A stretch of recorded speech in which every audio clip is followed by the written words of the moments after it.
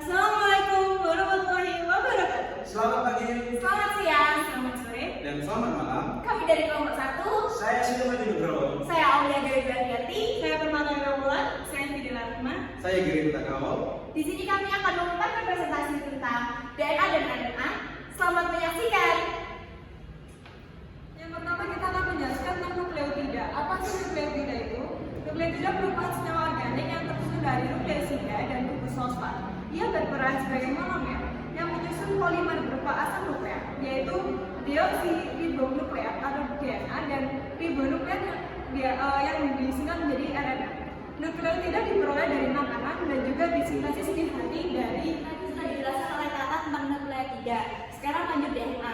DNA atau deoksiribonukleik asid merupakan asam nukleat yang menyimpan semua informasi tentang genetik.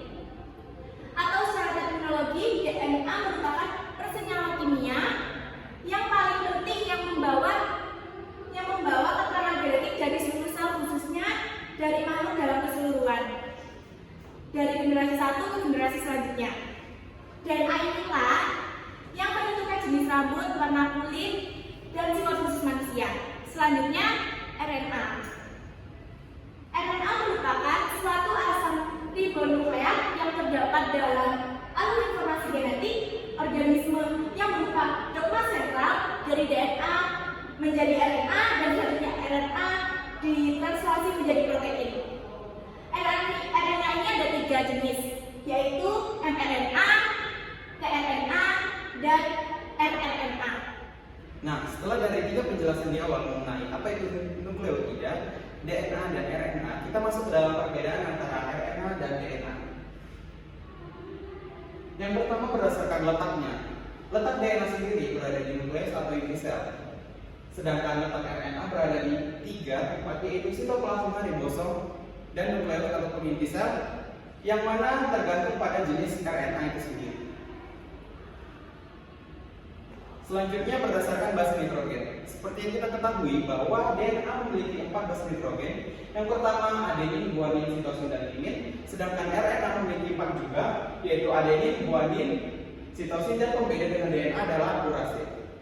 Nah, kita mengetahui juga bahwa adenin dan guanin merupakan jenis dari base nitrogen purin, sedangkan sitosin dan timin merupakan jenis dari purimidin. Begitu juga halnya dengan RNA, yang mana adenin dan guanin merupakan jenis dari purin, sedangkan sitosin dan urasil merupakan jenis dari pirimidin. Nah, menurut teori Thomas dan Crick menyatakan bahwa adenin dan timin berikatan 2 ikatan hidrogen, sedangkan guanin dan sitosin berikatan 3 ikatan hidrogen. Begitu juga dengan di RNA, yaitu antara adenin dan urasil itu berikatan 2 ikatan hidrogen, sedangkan guanin dan sitosin berikatan 3 ikatan hidrogen. Selanjutnya, berdasarkan struktur gula.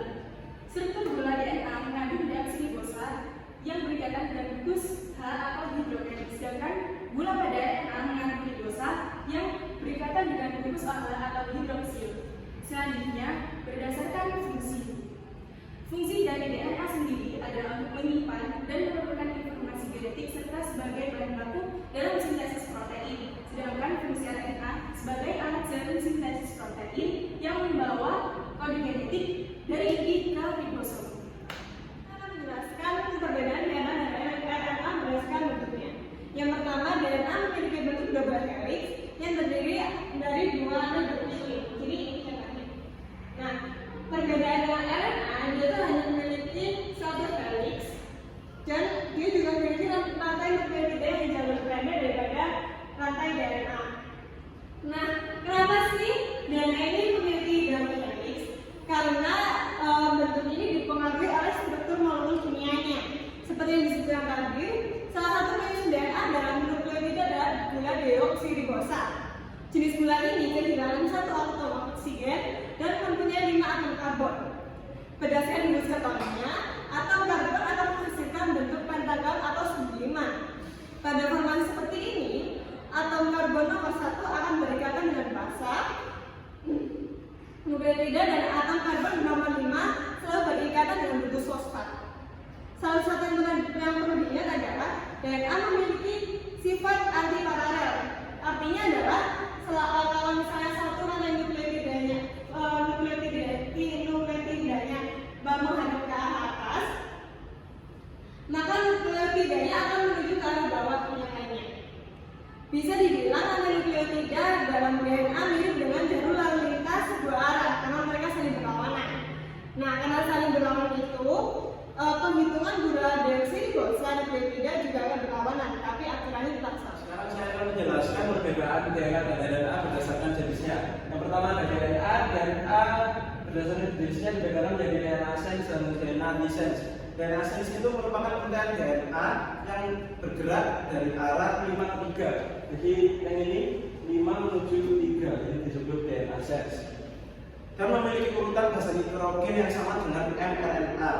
Tapi pada DNA urasilnya diganti timin. Jadi DNA kan punya timin, kalau RNA punya urasil. DNA sense juga disebut sebagai DNA untai positif dan merupakan pengkode atau coding karena memiliki basa nitrogen yang tadi sama dengan mRNA. DNA sense tidak ditranskripsi menjadi mRNA atau disebut dengan anti-template. Yang berikutnya ada DNA antisense. DNA antisense merupakan untayan DNA yang bergerak dari arah 3 ke 5, jadi kebalikannya tadi dari DNA sense, ini menuju itu. Dan urutan basa nitrogen DNA antisense ini tidak sama dengan mRNA sehingga DNA antisense disebut non-coding. DNA antisense juga berperan sebagai transkripsi dan membentuk mRNA sehingga disebut pencetak atau template. Berikutnya ada RNA. Di sini jenis-jenis RNA ada 3, ada mRNA, tRNA, RNA. mRNA itu artinya messenger RNA, terletak di inti sel. mRNA bertindak sebagai pembawa kode genetik dari DNA ke ribosom, dan mRNA bertugas juga sebagai cetakan untuk sintesis rantai protein.